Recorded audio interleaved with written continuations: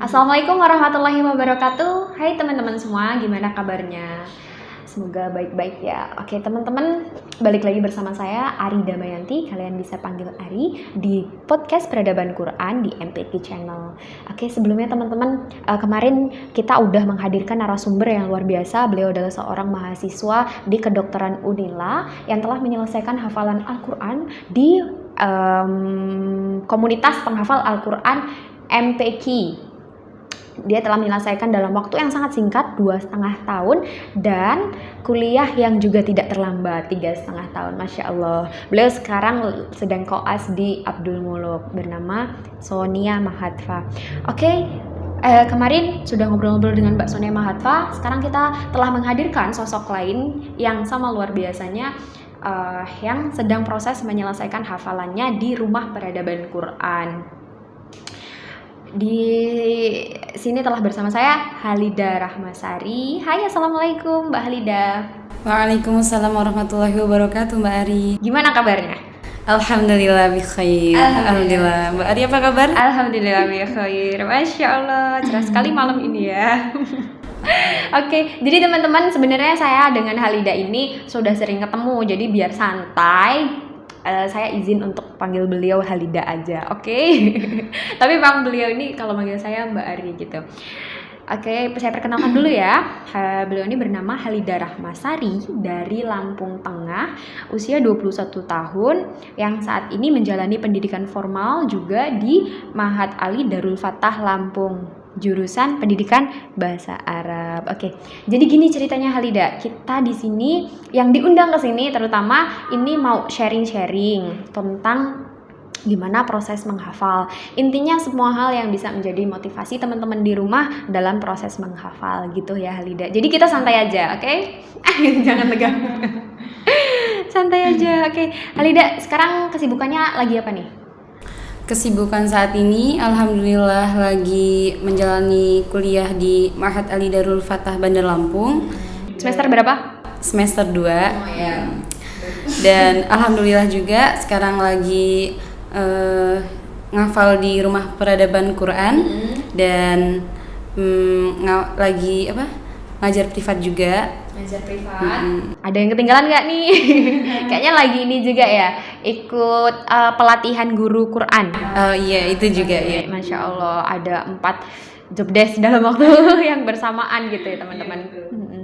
Oke, Halida, dengan kesibukan yang menurut saya cukup banyak juga gitu, gimana sih cara Halida untuk mengatur waktu dari keempat kesibukan tersebut gitu? Untuk manajemen waktunya ya Mbak Ari, jadi kalau di Rumah Peradaban Quran ini waktunya itu sudah alhamdulillah sudah tersistem gitu Mbak. Jadi kan ada 4 halaqah, halaqah ba'da subuh, halaqah pagi, halaqah siang, halaqah malam. Jadi saya memanfaatkan waktu untuk ziyadah atau menambah hafalan Al-Quran itu di waktu subuh. Itu fokus untuk menambah. Karena di RPQ juga waktunya fleksibel. Kalau yang kuliah ya untuk diminta ustadz untuk menuntaskan akademiknya terlebih dahulu kan. Nah abis itu jam 8 sampai ba'da zuhur itu kuliah. Setelah itu ketika pulang istirahat dulu ya Mbak. Siangnya baru terkadang mengajar gitu ya Mbak. Dan kemudian malam itu emang fokus untuk memurojaah hafalan yang sudah dihafal sebelumnya. Karena di RPQ juga sangat ditekankan untuk murojaahnya. Kalau yang ini, yang pelatihan guru Quran itu nggak setiap hari ya? Tidak, kalau untuk pelatihan guru Quran itu setiap hari Ahad. Alhamdulillah, jadi ya tidak tumpang tindih gitu antara jadwal-jadwal yang lain. Karena saat hari Ahad itu RPQ juga libur dari kegiatan ya. RPQ libur, di kampus libur.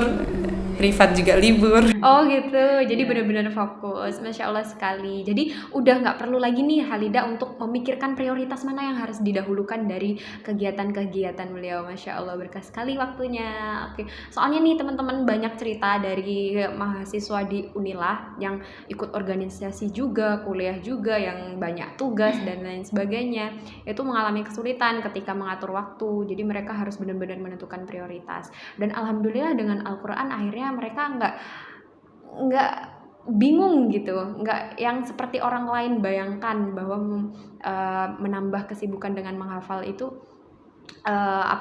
takut nggak ada waktu. Tidak, mereka menyelesaikan semuanya dalam waktu yang bersamaan gitu. Jadi kita ambil cerita dari mahasiswa lain, universitas lain atau kampus lain di Lampung ini gitu, terutama untuk yang searah menghafal juga.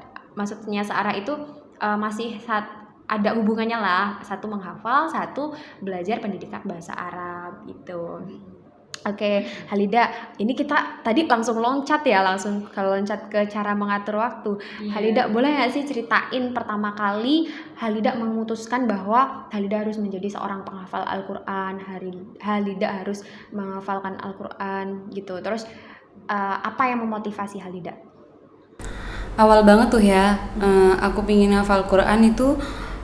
Pada saat itu aku ngerasa kayak kehidupan aku itu lagi kacau gitu ya Mbak. Hidup aku lagi kacau secara waktu, dan aku tahu bahwa Al-Quran itu membawa suatu keberkahan.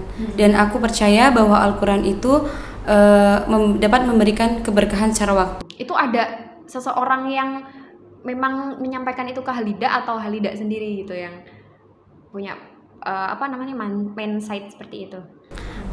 Jadi kalau untuk itu saya juga sempat termotivasi oleh kawan-kawan saya, karena dulu kan di SMA juga beberapa udah ada yang ngafal gitu ya Mbak. Masya Allah. Jadi kayak termotivasi gitu juga, ya pingin ngafal gitu Mbak. Jadi dulu juga ngafalnya itu masih otodidak gitu, tanpa guru. Jadi cara ngafalnya itu ya masih dengerin murotal gitu Mbak. Terus abis itu ngafal pelan-pelan. Nah, abis itu mulai dikit-dikit ngafal sampai akhirnya pas kelas 3 SMA itu mulai ada wadah untuk menghafal Al-Quran. Jadi mulai dari situ ya? Iya, abis itu ketika lulus aku tuh memutuskan untuk daurah dulu, untuk gap year, tidak langsung kuliah gitu Mbak. Dan ternyata ketika aku daurah itu tahsin aku itu masih sangat berantakan gitu loh Mbak.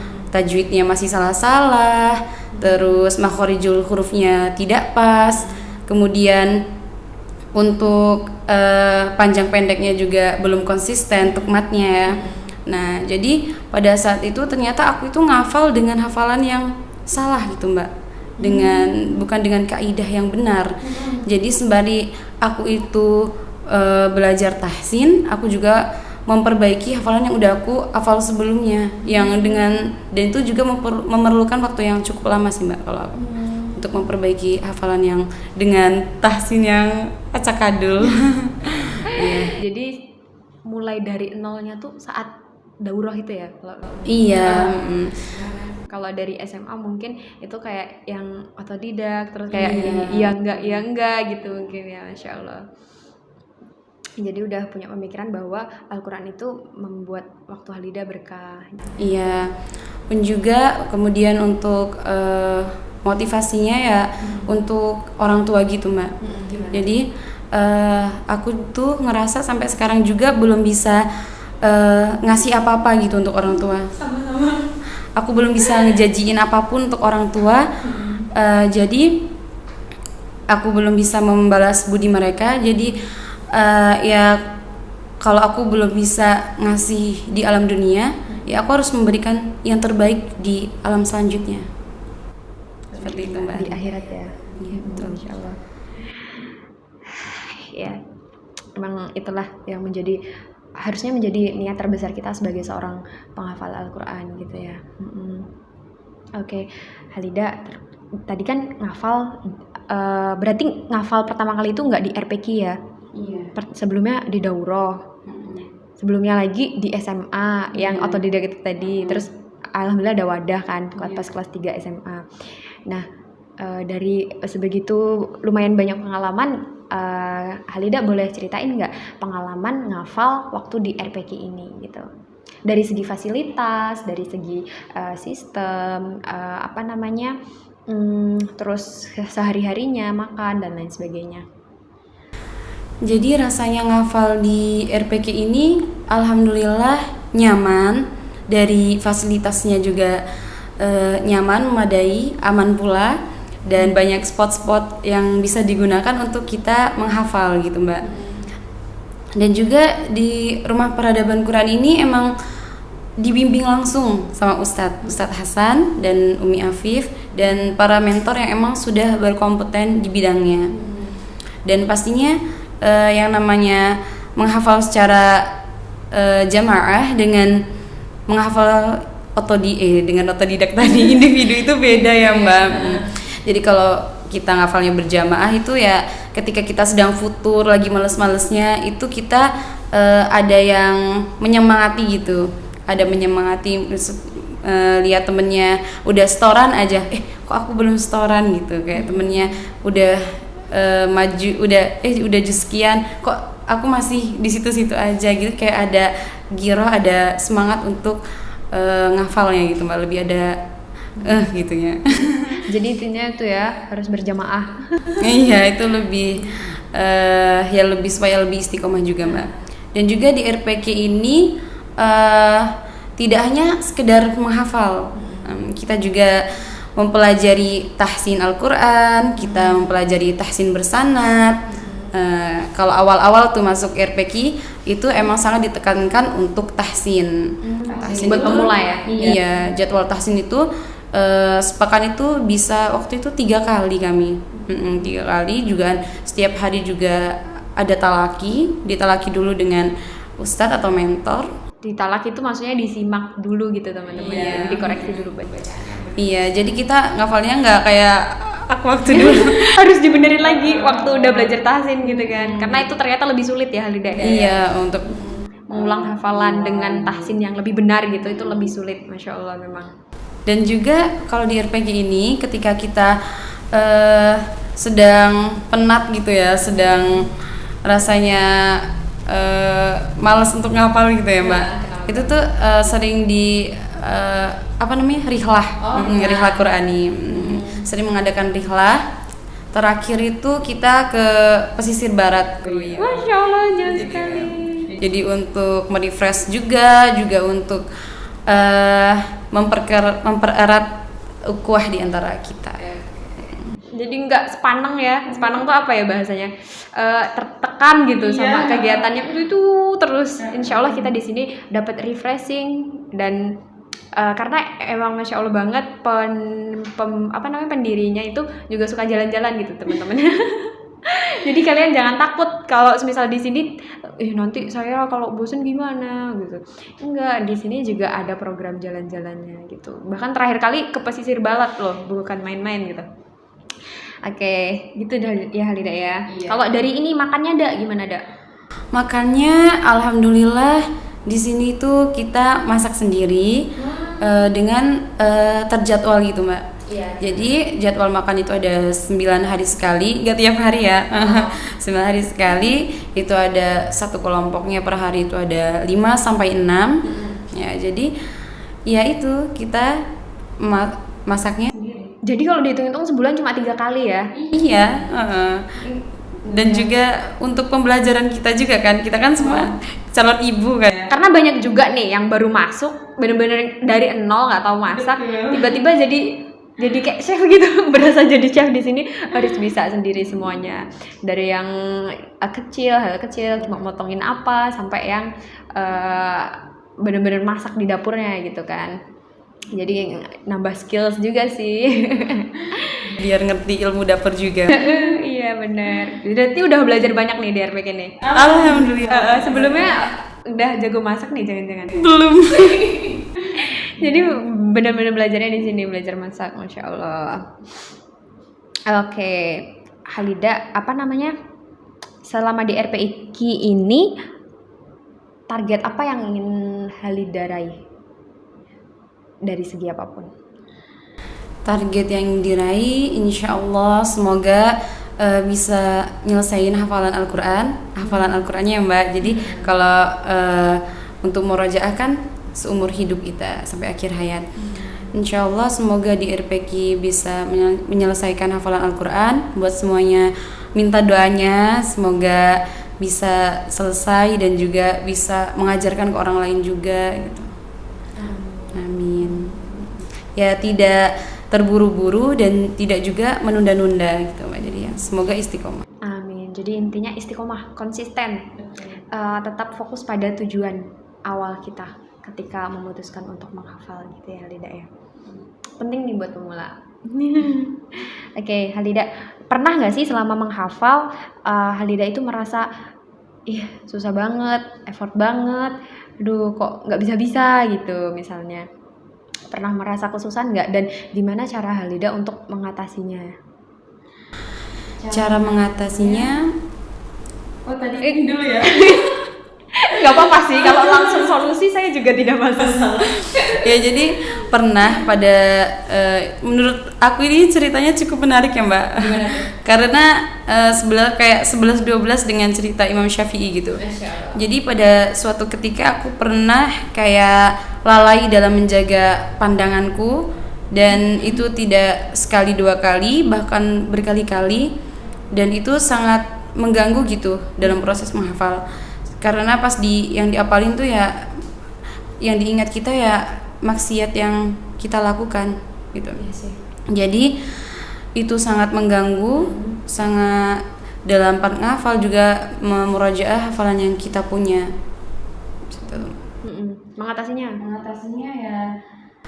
ya dengan istighfar, banyak-banyak mengingat Allah, dan alhamdulillahnya juga di sini kan karena menghafalnya berjamaah, jadi banyak teman-teman yang saling mengingatkan dalam kebaikan.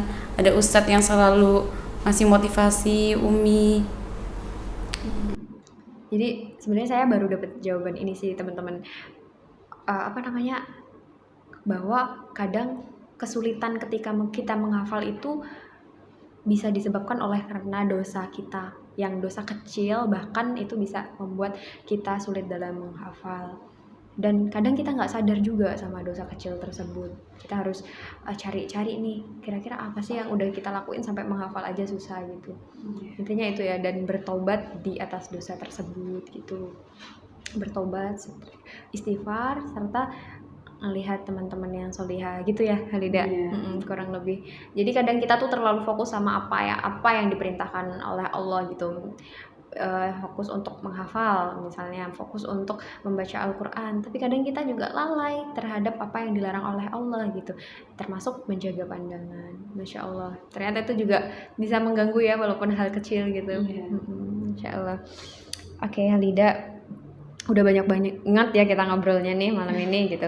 Nggak tahu nih teman-teman di rumah nontonnya siang, pagi, atau sore. Ya semoga aja dengan kita sharing-sharing ini bisa menjadi hidayah buat teman-teman, atau bisa menjadi hikmah buat teman-teman, yang akhirnya Allah jadikan kalian sebagai seorang penghafal Al-Quran juga, yang memperjuangkan maksud saya yang menjaga kalamullah gitu ya. Aduh, takut salah ngomong saya. Oke teman-teman, jadi kita mau minta lagi nih dari Halida motivasi buat teman-teman di rumah dalam menjaga hafalan. Maksud saya motivasi yang bagi yang sedang berjuang untuk menjaga hafalannya. Jadi cara terbaik untuk kita menjaga hafalan Al-Quran kita adalah dengan menjaga diri kita sebaik-baiknya dari maksiat yang kita perbuat. Itu intinya itu sih Mbak. Dan juga tidak lupa kita juga harus disertai dengan ikhtiar dan melangitkan doa-doa kita, dan juga kita juga harus semangat terus, jangan pernah berhenti sebelum dapat. Konkret sekali ya motivasinya. Yang pertama, menjaga diri kita dari maksiat, kemudian ikhtiar, berdoa, melangitkan doa teman-teman, dan yang terakhir semangat. Masya Allah. Halida, Makasih udah mau berkenan sharing bareng saya sama teman-teman di rumah. Mohon maaf apabila banyak mungkin kata dari saya yang kurang berkenan di hati Halida, karena kesalahan itu asalnya dari saya sendiri dan kebaikan serta kebenaran itu asalnya dari Allah gitu ya Halida. Terima kasih. Mohon maaf maksudnya. Terima kasih, mohon maaf Halida. Oke, buat teman-teman di rumah, terima kasih buat kalian semua yang udah menonton video ini sampai dengan selesai. Buat yang belum subscribe channel MPK Channel, boleh di subscribe dulu, di komen dulu, di like dulu. Semoga dengan kontribusi kalian yang insya Allah nggak terlalu sulit itu ya, kita bisa terus menambah konten-konten bermanfaat dan terus menghadirkan sosok-sosok luar biasa lain yang bisa menjadi semangat untuk kita dalam proses menghafal Al-Quran dan memulai hafalan Al-Quran dan juga menjaga Al-Quran tentunya. Oke, gitu teman-teman. Saya Ari Damayanti dan Halida Rahmasari pamit undur diri. Wassalamualaikum warahmatullahi wabarakatuh.